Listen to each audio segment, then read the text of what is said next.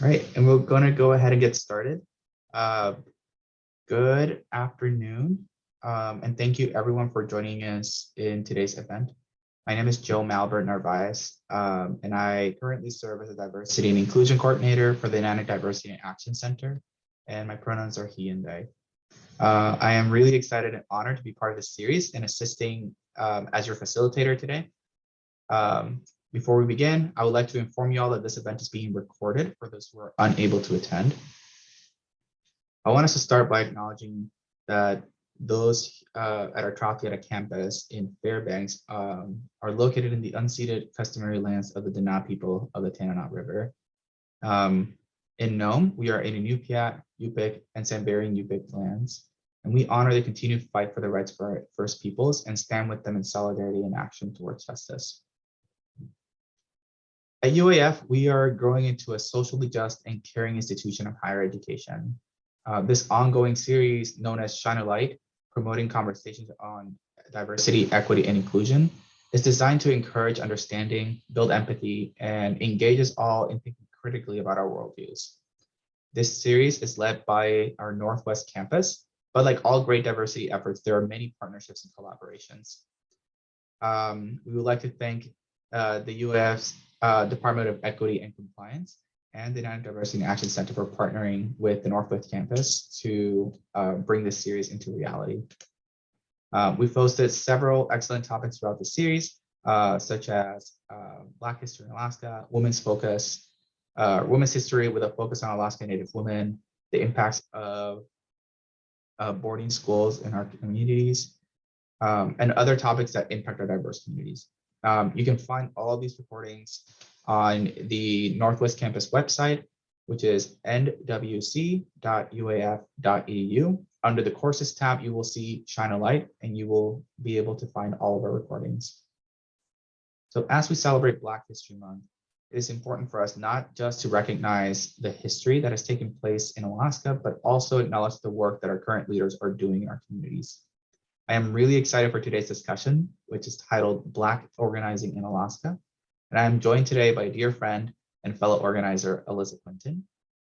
Alyssa Quinton is a Bajan American organizer, creative, and musician in Fairbanks, Alaska.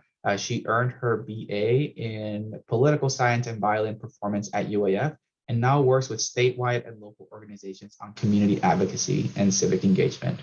So without further ado, I would like, please join me in welcoming Alyssa Quinton. Hi, everyone, and thank you. Our time together today is going to look a little bit different from our previous Shine a Lights. This is very much going to be a conversation where we get to hear Alyssa's or Alyssa's experiences and what are some challenges facing our Black organizers in Alaska, and what are some ways that we can support Black leaders in our communities. So Alyssa, if it's okay with you, we can go ahead and get started. Of course, yeah. All right. So I think it's very important for us to clarify what we mean by organizing. Could you share a little bit what organizing means? Yeah, so the kind of organizing that I do is community advocacy, and that essentially means using your resources, your knowledge, the tools that you have with your community to get the things that you want to get done. So it doesn't always mean that you're doing the work, but you're helping your community get through a lot of the logistical and the technical and the outreach side of community work. So anything from elections to getting a community garden set up. Organizing can be really broad. And so it really depends on, what you're doing with your community that really, really centers what organizing is. Absolutely. And I agree with that, those when I talk about organizer, when I think of organizing, I think of us taking our community's concerns and desires for action and actually making them happen, whatever that looks like. So thank you for sharing that. Can you share a little bit about what your specific role as an organizer looks like? Yeah, so I currently work for the Alaska Center, which is a statewide organization that works on clean energy, clean air, clean water, healthy communities, and a strong democracy. And I am their interior community organizing manager.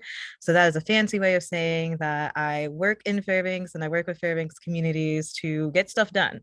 So whether that's elections, whether that's discrimination or trying to defeat discrimination ordinances or and biased ordinances, sorry, whether that's working, specifically on solar initiatives in our community. It's really focusing on our values as interior residents and helping make those things into fruition with our communities and our elected leaders. Absolutely. Yeah, thank you for sharing. And can you share a little bit why or how did you get into organizing and why? Yeah, so it's a really complicated story because I think that I really attribute a lot of my start to my mom. Like we both my mom and I were really engaged growing up, and she's really the one that instilled being civically engaged as a skill. So she would take me to protests and volunteer opportunities, and she would take me in the voting poll when she was voting, and she would go through, this is what's happening and this is who I'm voting for and why, and I'd be like, oh well that's dumb, or this is great and why can't I do this. And so um I've just always sort of been engaged in some capacity. And when I was in middle school, I started doing North Star Youth Court of Mediation, which is a volunteer program where youth are trained as judges, clerks, lawyers, the whole shebang. And we are helping other youth that get charged, usually with minor consuming and, other minor charges. And instead of going to district court, they come to our court. We work with them, we arraign them. It works very similar in the district court. Instead of a charge, they do community service. And once that community service is done, then that charge is expunged from their record. So, a very minor charge that doesn't have to follow them throughout their whole lives. And so I did that until I was 20. It was from 13 to 20. So I was pretty much everything you could be in that program. And as I started to age out, I really started to take an interest in, the sort of political side of what was happening in my community, why elected leaders were, saying slurs and treating constituents bad, why were my friends dying and nothing being done. And so I really wanted to understand what was happening in the government and how we could engage in that. And so that's what's really started my work in political science, and got my degree in it. I did extensive research in civil governance and discrimination. And I primarily worked with communities of color and LGBTQ communities because that's where all of my friends were at, and those were the ones that I was seeing like getting impacted the most. And so it's really recognizing that legal work wasn't for me, seeing that, my friends were being mistreated and wanting to do something about it. So getting deep and dirty and nerdy with theory and the big wigs in politics. And here I am. Yeah, no, thank you for sharing. I find that a lot of us who are organizers sometimes do it because we have a need in our community. It's not something that like, I want to be an organizer. It's like, no, I have to be an organizer if I care about my community and addressing these issues that impact specific groups. So I really appreciate your work. And yeah, all right. So in your experience, what are some challenges that the Black community faces today with engaging in civic issues? I would say, honestly, the biggest one that's really challenging for me, especially, and others that I see in my community, is really the tokenization of our communities. I think the basic experiences that all people of color have, of having to deal with racism and microaggressions and white supremacy culture. A really insidious part of that is that a lot of leaders, especially in political spaces, so CEOs of organizations and EDs and political party leaders will come into our communities often uninvited and in a way really demand leadership. They want somebody to run for office. They want people to join their organizations or their clubs or their groups or whatever it is. They want somebody to represent the Black community at their tables and come to their luncheons. And so they'll come in and they'll really, and they'll take, and then expect leadership to then happen. And then when there are people in our communities that do self-select or like, yes, I want to run for office, whether that's municipal, whether that's state, whether that's federal and congressional, then the only support that's really given to those candidates is we'll give you some money and we'll give you some volunteers. And it really doesn't open up any room or any conversations into how the Black community engages in those campaigns, engages in those activities.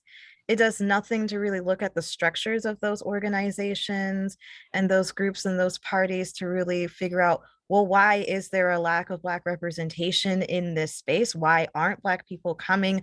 Why don't they see the issues impacting their communities represented in municipal or state legislation? It's just a constant take, because the honest truth is that a lot of people who are in power now do not want to give up that power.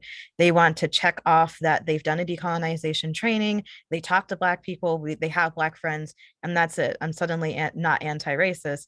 And so you should come and volunteer. You should come and run for office.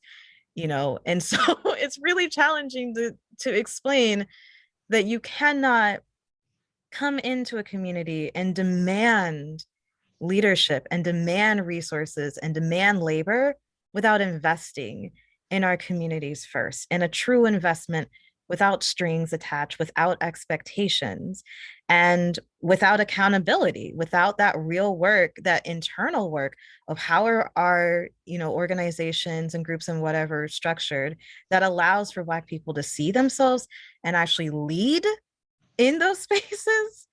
It's really tricky. And as an organizer, I don't really have the answer to that, of how do we change that. I don't really have a good fix, because I'm often in those spaces being the one saying, hey, have we done this first? Like, it'd be irresponsible to ask Black people to come to this space and we haven't actually talked about structure and microaggressions. So it's a really big challenge. And I hope that, especially this year, as such a crucial election year, like Anchorage is going through the municipal elections right now, Fairbanks is on the way, other regions are on the way, and we got state elections this year, that a lot of leaders in these political spaces understand that and don't fall into this sense of urgency of, I have to have Black people in my organization now, but more or less, what am I doing right now to invest in Black communities that is not supporting a campaign, because that's bare minimum. And what am I doing to make sure that it is safe for Black candidates to run in Alaska? Because I have horror stories that I will not share, but I have horror stories of what happens to Black electeds currently and Black staffers currently, and the legislature is not doing anything about it. Municipal governments are not doing anything about it. Police are not doing anything about it. So what am I doing to make sure that my Black community and my Black candidates are safe? And what am I doing to make space for Black communities to actually work within our organizations, groups, leader, whatever you're doing? I really want that conversation to happen. Hopefully it will, maybe it won't. But either way, we help our East, like we take care of our own. So we're gonna be all right at the end of the day. Yeah, and I really appreciate you mentioning that. And I immediately made a parallel need, especially in higher education as a whole, when we are trying to recruit diverse people from all backgrounds, but in America especially, like Black, Indigenous, other peoples of colors into our educational institutions, it's very important that we are building a safe space before they get here. And also, this is the work of everyone. Cannot be um, people of color coming up with the solutions to these problems, because this is not a people of color problem. This is a societal problem. So I really appreciate you sharing that example. What are some other issues that face that the Black community faces, especially when we're talking about engaging in civic issues?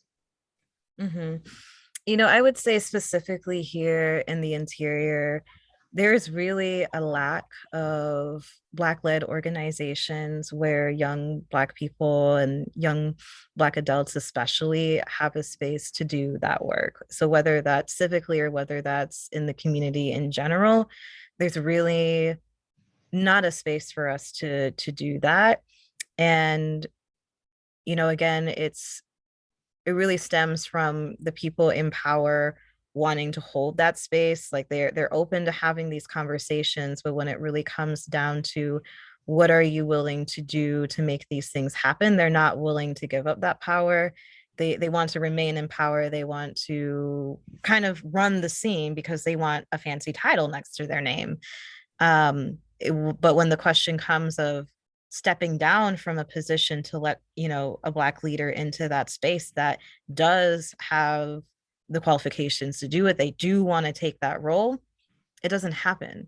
And so often we get tired and we don't really do anything. And um we focus on ourselves, and it's very seldom that there is space that's, you know, curated for us. And so when it comes to volunteering, when it comes to getting engaged, it's really hard as an organizer to sell, yeah, come and volunteer for this thing, if you don't really see yourself being represented, if you don't see your issues being represented, if you don't even see your community as part of this bigger organizing community that is asking you to volunteer, that's asking for your input. So that's a challenge, and I try my best, but I'm also one person. And as you said, it's the work of everybody, and there's only so much I can do.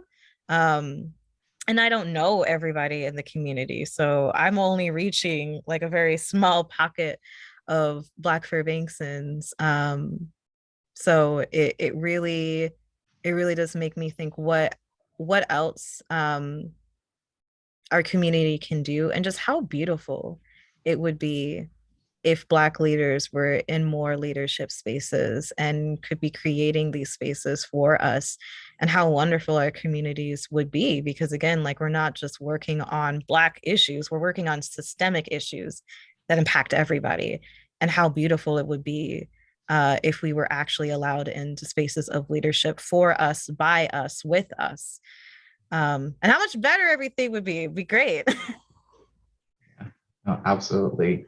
I think of like the um, kind of the racial context in which we find ourselves in Alaska, especially in the larger cities, like Anchorage and Fairbanks, where we exist in predominantly white spaces that were not necessarily designed with like racial inclusion in mind. And some folks are trying to do their best to do that, but it's really important that we assess, like, what about this space, what is its history, what are the structures that were in place that in the past could have done a lot of harm and currently are doing harm if we don't address them. So with that, do you want to talk a little bit about what are some of the challenges about that Black leaders face when working in white centered or white catered spaces?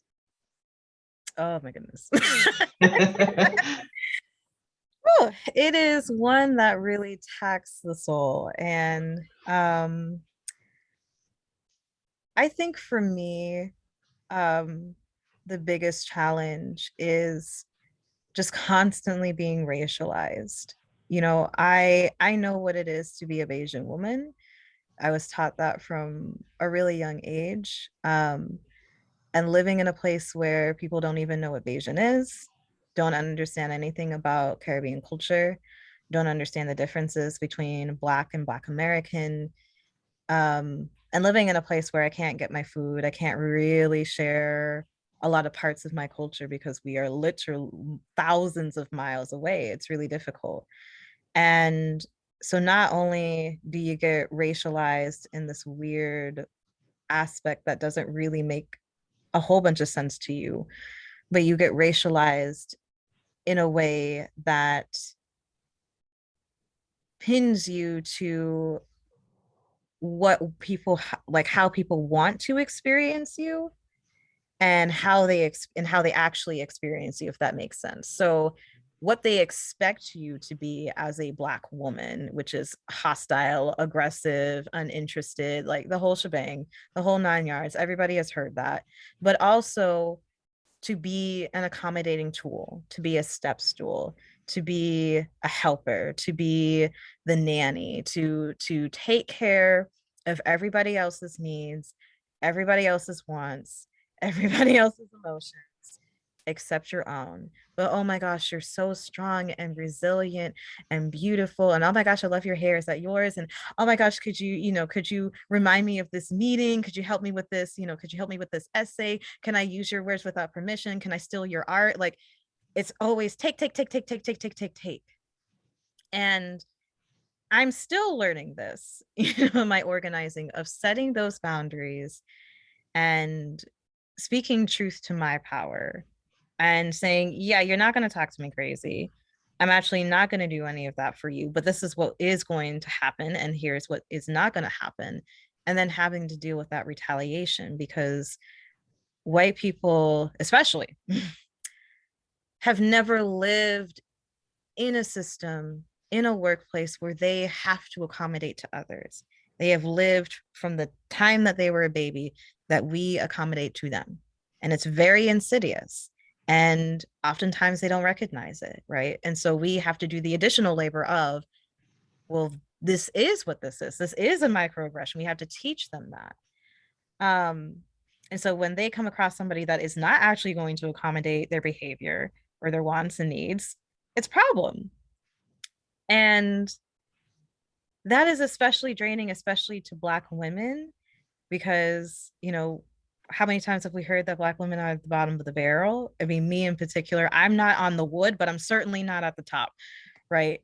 And not only do I have to deal with trying to keep myself healthy, keeping my community healthy, but I also have to deal with keeping other people of color healthy, because not only are they experiencing that same thing, a lot of people of color also choose a very closer proximity to whiteness, so they don't get my treatment.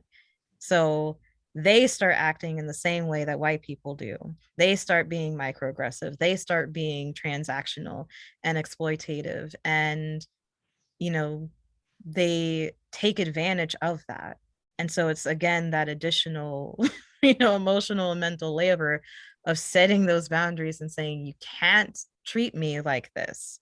You can't talk to me like this in professional spaces, in congressional spaces, in spaces in the legislature.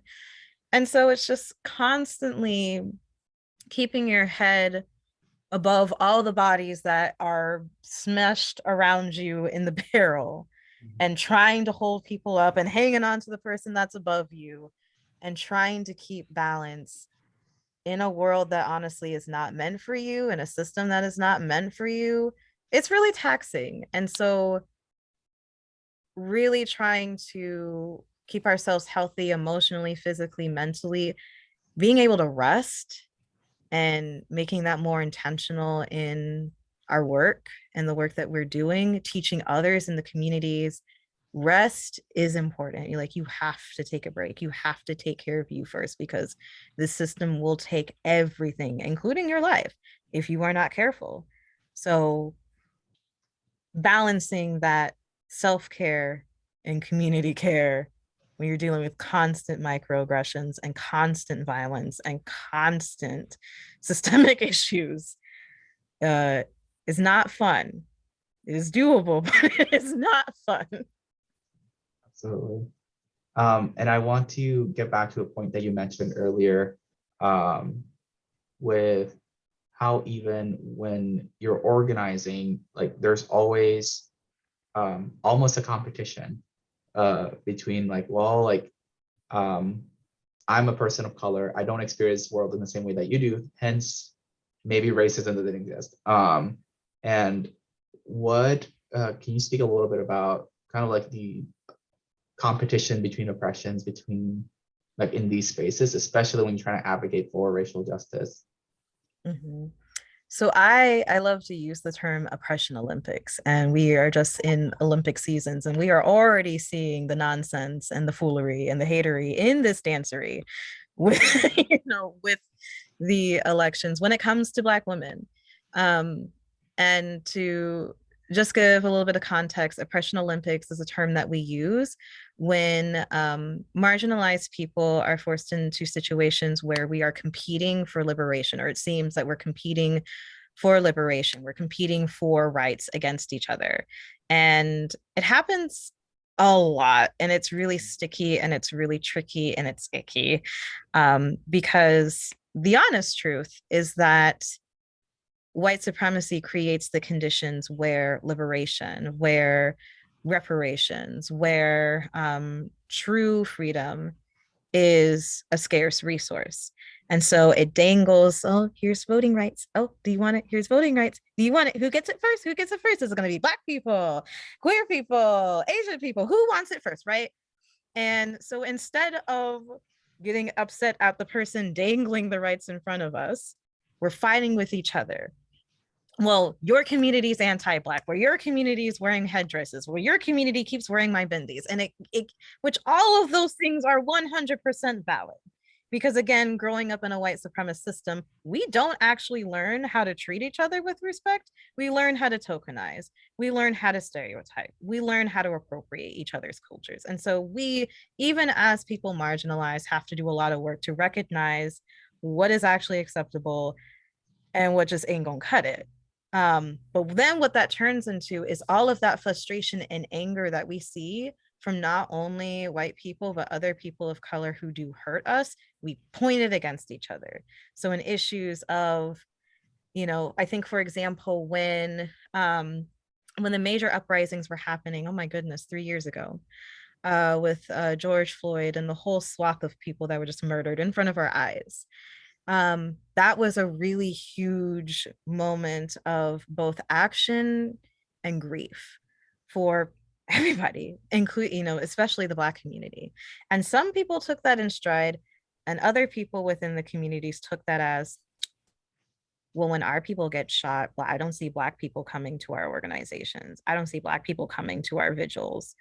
And that sparks attention. You will not see a fight get started faster in Fairbanks than when that happens. And so it just causes internal strife. And then it becomes a competition. Well, I mean, but your people are always, using AAVA, and it's a constant back and forth. And it takes a lot of strength and a lot of courage to insert a bookmark into that conversation of, hey, so these things are valid and we should talk about them. Right now, this is what we need to focus on. We need to focus on getting legislation passed to make sure that nobody gets shot, walking down a road. That a traffic stop is not an execution, right?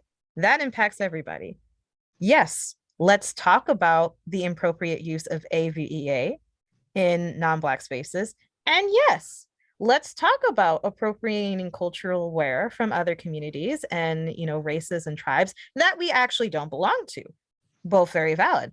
Not the time to be like, I'm more important than you, or you got the right to vote before me, so do you really care? Because I'm not the one that's oppressing you. White supremacy is the one that's oppressing you, and that's who we need to be directing these questions. And not really the frustration and anger, but the fuel at.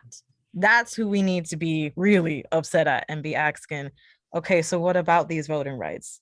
What about the right to exist in this world? What we talking about white supremacy, which we do in here. So that is a snapshot in Oppression Olympics in Alaska.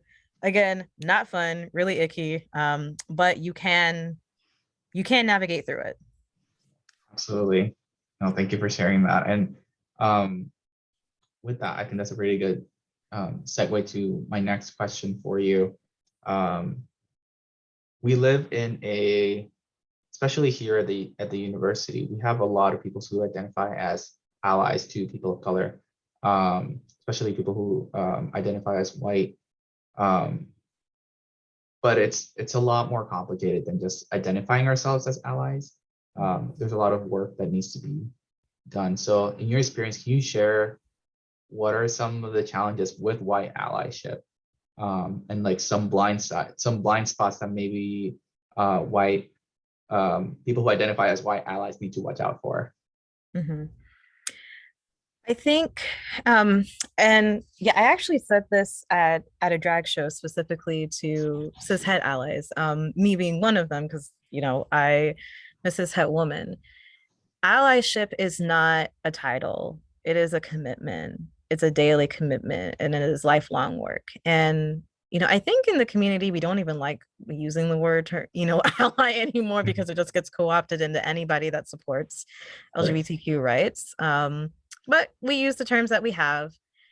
I think that's the biggest distinction is, you know, allyship is a commitment, and it's not something that you just get to start calling yourself because you have Black friends, or you empathize with a lot of the things within the Black community, because that's just called being a decent human being, my dear. You cannot live in this world amongst your neighbors and your fellow community members and not see the things that they're going through, that maybe you have some proximity to or not, and not feel something, right? If you don't, then that means you're privileged, that you're sheltered from the impacts of that. So allyship is really understanding what you as a person, regardless of your proximity to that community, can do so that they have the same peace, the same access, the same rights, the same everything you do. I, for example, again, am a woman of color. I'm racialized every single freaking day in this world, and I still have privilege. And what am I doing for my fellow neighbors and my fellow community members to make sure that they still have the same access, the same rights, the same peace that I get to have, and other parts of my identity? um, that does not come with people being nice to me. That does not come with people trusting me. That doesn't come with, well, I've went to my daily attend of an event where a Black person is speaking at a month. That's not how that works.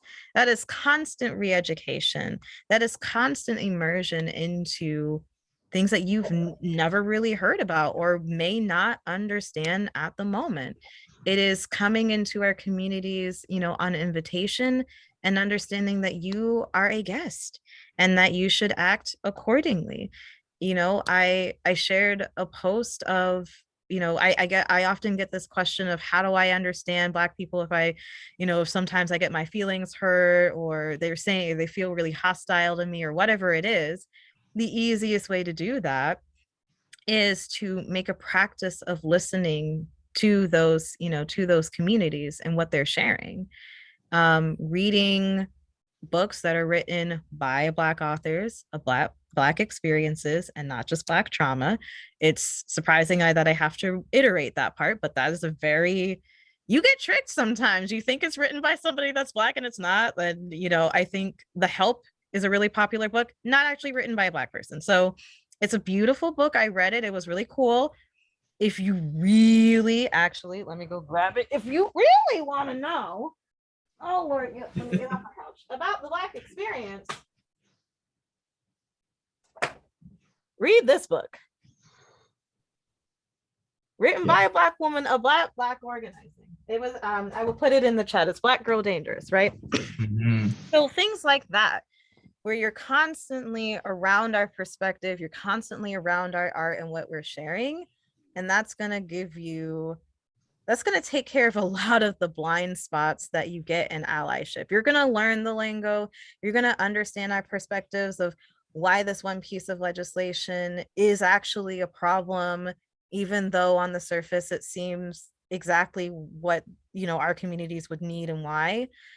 So that's really what I would say to avoid those blind spots, is to recognize that this is a commitment and it's not easy. You're not going to get rewarded. No person is going to pat you on the back of it, because this is a commitment you're making to yourself to be a better neighbor to the people around you. And whatever that looks like for you is what that looks like for you. I can't really answer that question of what what you should do. It really depends on what you're interested in and what you have time for. But that is the question to yourself. What am I committing to do, and who am I doing this for? Am I doing this for reward, or am I doing this to live in a better world? You can Absolutely. keep that answer to yourself. you know Absolutely. Thank you so much for sharing that. Whenever I talk to my friends who identify as, like, they say that I'm a white ally, they always ask me like, oh, what can I do? I was like, it's very important that you work within yourself and also within your community and people who identify in the same way as you, so that people of color or Black people are not responsible for educating like white people. Take that burden off. Of course, that means that we need to then build that capacity within ourselves and reflect upon how are we contributing to a white supremacist system, and how can then we work within our communities so that we take that burden off of Black and other people of color. So moving on to what are some steps that we can uh, take to support Black leaders in our community? Is there anything that that our community should keep in mind, especially this year? I know that we have a lot of important elections coming. Um, yeah, please. yeah, I would say, and really it really depends on what you're interested in and what you're doing, what you want to do. Is really first ask yourself, who, like, the spaces that you go to, um and the spaces of leadership that you might be in, who's in that room and who's not in that room. Mhm. And if you see a pattern, which I guarantee you will, because I also live here and I also know those spaces, why are there no Black people in the room? Or why is there just one? And why is usually the one Black person in the room an older Black man? I don't know. As an ally and as a person that is not going to have to deal with the vitriol that I get when I ask that question, which I do anyways, I love stirring the pot. But as an ally, that is a question you can ask directly. And you can ask during a testimony, you can ask during, meetings, you can ask during volunteer opportunities. Where are the Black leaders here? And depending on their answer may tell you what you may need to do next. And where I'm really getting at is that a lot of these spaces, a lot of organizing spaces, a lot of civic spaces, especially when it comes to volunteering, especially when it comes to governmental spaces where they have summits, where they have presentations, during the ledge session where they're doing lunch and learn, you do not hear from Black communities. You don't hear from Black leaders because we're not seen as leaders. And so constantly being that bug in those leaders' ears of you need to be doing more to open this space up is extremely helpful. And on the flip side, asking and seeing who the Black leaders are in your own community and seeing what you can do to help, whether that is donating money or your time, whether that's sharing resources, whether that is, and I'm not talking about sharing things on Facebook, I mean directly sharing resources, helping Black families that are struggling, going out to those events and donate, like if they're running a food drive. If you work for an organization, your organization should be pulling up with some cans of food, whatever it is, or a fat check. Let's talk about the redistribution of resources to Black led spaces, whether they are a organization or it is a person on the streets doing what they need to do to help their community. It's reaching out to those same Black leaders and saying, how are you doing today? can I make you dinner? It's like, if you're friends like that, it's like, can I make you dinner at some point? Can we go out for coffee? You want to go to this event? And, of course, you're being COVID conscious and you're seeing what's comfortable with you and the other person. But it's recognizing that even as a leader, there's still a human being. It's recognizing what spaces you actually want to be in and how do I support you getting to those spaces. It's directly speaking up in spaces that they're in that they are getting microaggressed at that time and being like, yeah, you're not going to talk to them crazy. And I am going to be the belligerent insert identity person that's going to get in your face about it. So they don't have to. So they don't have to deal with an email. So they don't have to deal with HR. It's thinking less of what am I giving and more or less, what am I redistributing? Is it time? Is it energy? Is it resources? Or is it space back into the Black community, back in the communities that you want to serve, back into the communities that you want to work with? I think is the biggest thing. And I think a great place to start is recognizing who those Black leaders are in your community, going to their events or whatever they're doing, and figuring out what work needs to be done and how you can redistribute those resources to that part of their work. Absolutely. Thank you so much for sharing all of that. It's always very validating to hear from other organizers. And I know you and I have a lot of conversations about this. But in the few minutes that we have left, I want to ask you if you have any announcements or anything that that you'd like to share with the folks here who are present. Yeah, I'm going to hype up my organization, completely selfless plug, if you will. So one of the things that the Alaska Center does is that we work directly with elected leaders and we track legislation that's happening in the session right now. So this is not me saying you need to go out and vote. This is me saying you need to get a little bit more engaged in your legislature because there's some things happening, like some things that are very important that need to pass. One of those things is the tribal recognition bill, and I'm sure people have heard about it, not, but maybe not really sure what they can do at the moment. Right now, so this is called House Bill 123, but you could just type in tribal recognition Alaska and you can find information. There are tons of organizations, native-led organizations that are leading the charge in this, and our organization is supporting that in the ways that we can. We actually have an event tomorrow for Elizabeth Karachevich Day. We're going to be watching For the Rights of All, Ending Jim Crow in Alaska. That's going to talk about how bad Alaska was in terms of racism. It was really bad, and how that really changed with this badass Native woman that was like, enough with the nonsense. We got to get some rights up in this state. So we're going to be posting a link to that has all the information to register. And we're also going to be taking action at the end of watching this discussion. And so I'm not going to ruin the details of that. If that is of interest of you and you want to join, please check us out on Facebook. And if you can't join, share it with your friends.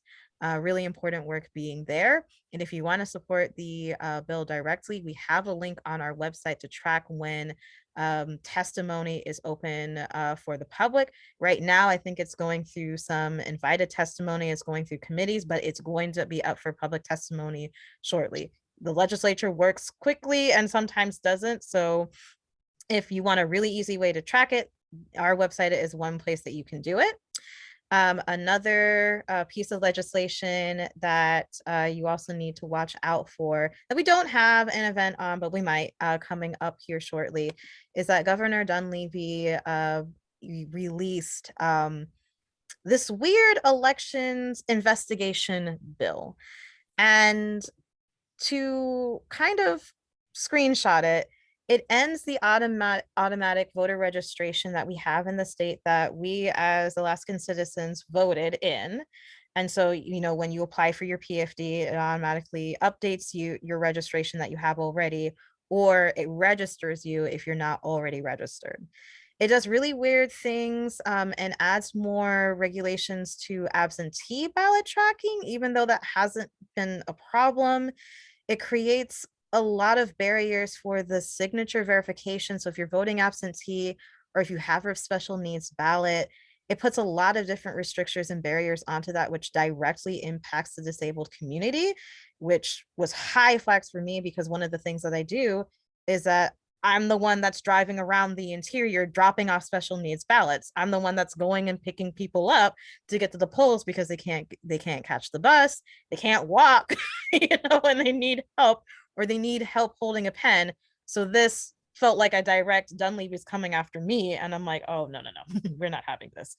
It just does a lot of weird things. It's still in committee, they're still talking about it, but you need to watch this one because this is restricting our rights to engage and be able to vote in a way. It's like our access to vote, essentially. And in a state where access to voting isn't great, but it's not that bad either. Like there are some things that we have, like the automatic voter registration, that is good, that a lot of states don't have. He's trying to undo all of that for this voting security issue that we don't have in Alaska. Like it hasn't happened, and our DOE has talked about that. So you need to watch this because this is going to impact everybody, not just Black communities, not just disabled communities, you. So if you like being able to vote and not being driven crazy, more so than you already are when you go to the polls, you need to watch this one. And when I tell you it's time to testify, I don't want to hear nothing. It's time to testify. Okay. All right. We just going to make that agreement right now. Okay. All right. Well, Alyssa, thank you so much for your time and sharing your experiences. At this point, I would like for us to open questions for the audience. So if you have any questions, please use the Q&A feature. We have a few more minutes to answer questions. The first one that we have submitted is not really a question, more of a comment. It is by Barb Amarock. I appreciate your messages. As a woman of color, it can be very painful to hear words that show disregard and blindness for our experiences. It can be so hard to be strong and even harder to speak. So thank you. Yeah, well, thank you. Yeah. So if there's anybody else who has any questions in the chat, please feel free to include those. Yeah, absolutely. All right. Right now we don't have any questions in the chat, but we'll wait a couple minutes for folks to think about if you have any final thoughts. But in the meantime, I want to thank everybody for joining us in this event. Keep an eye out for upcoming topics through the Shine a Light Speaker Series page, which is in the Northwest Campus website, nwec.uaf.edu, or you can also follow either the Northwest Campus on Facebook or the NANA Diversity and Action Center or the Department of Equity and Compliance, and all of our events will be there as well. These events take place on, is it the 3rd? Oh my gosh, it is the 3rd. It is the 3rd Tuesday at noon of every month. So if you have any questions, please feel free to reach out to the organizing team. And let's see if we have any questions submitted.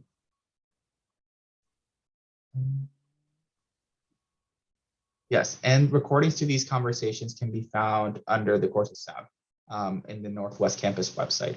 And Mariah, thank you so much for including that information in the chat.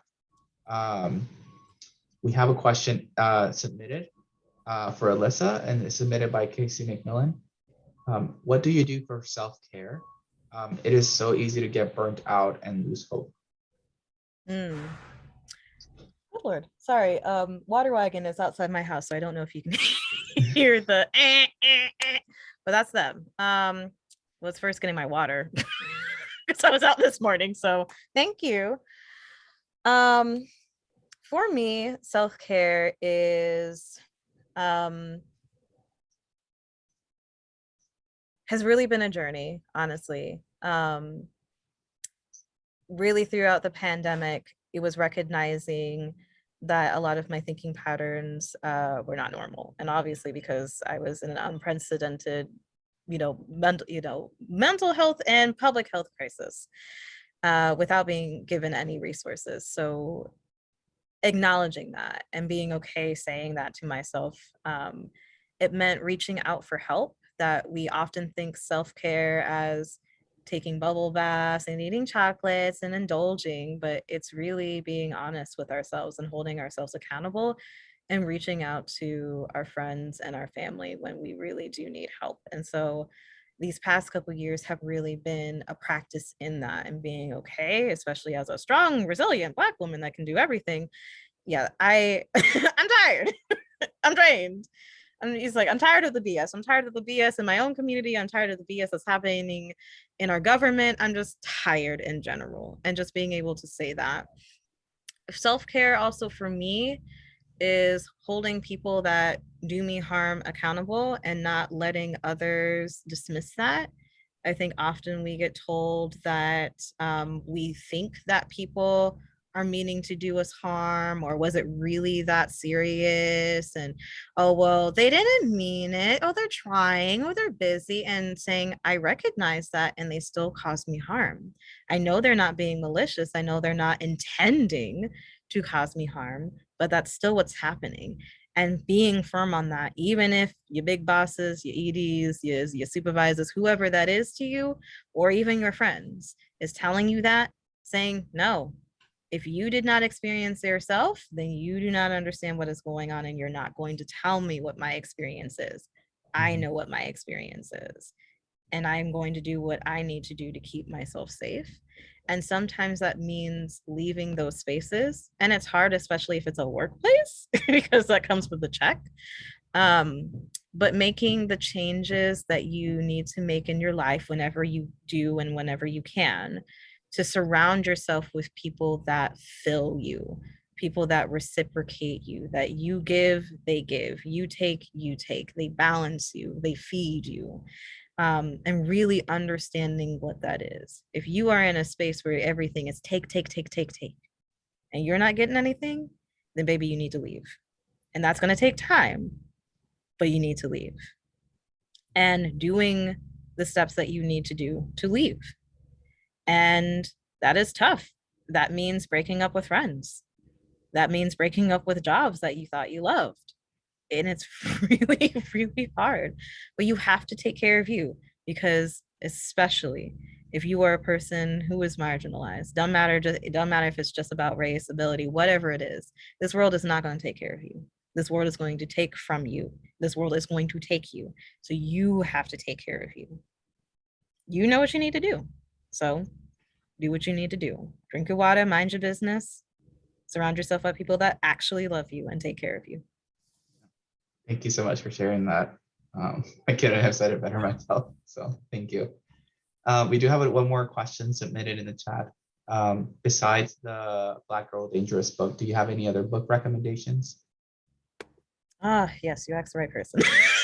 I literally, Joe can tell you, like I literally posted a Facebook post where it's like 20. There's like 20.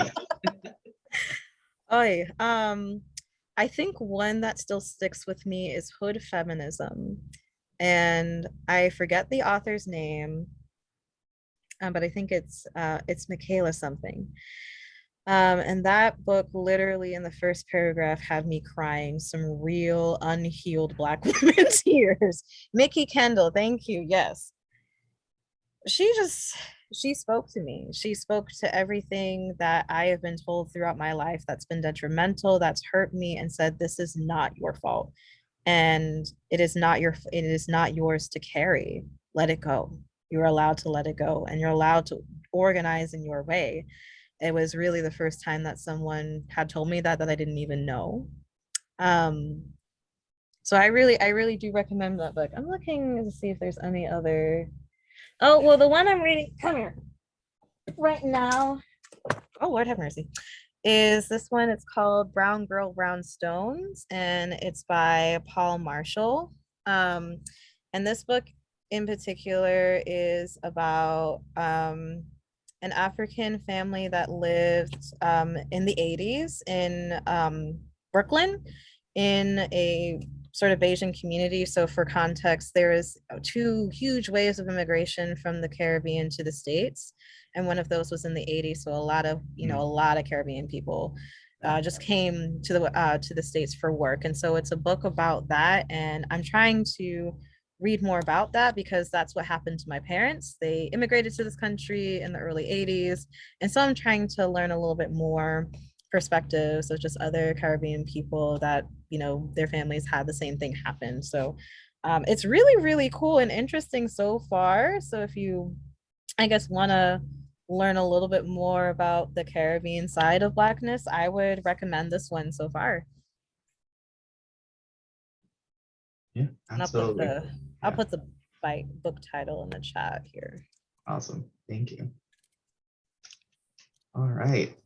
Well, it looks like that's the last question that we have. And I want to thank everybody for joining us this afternoon.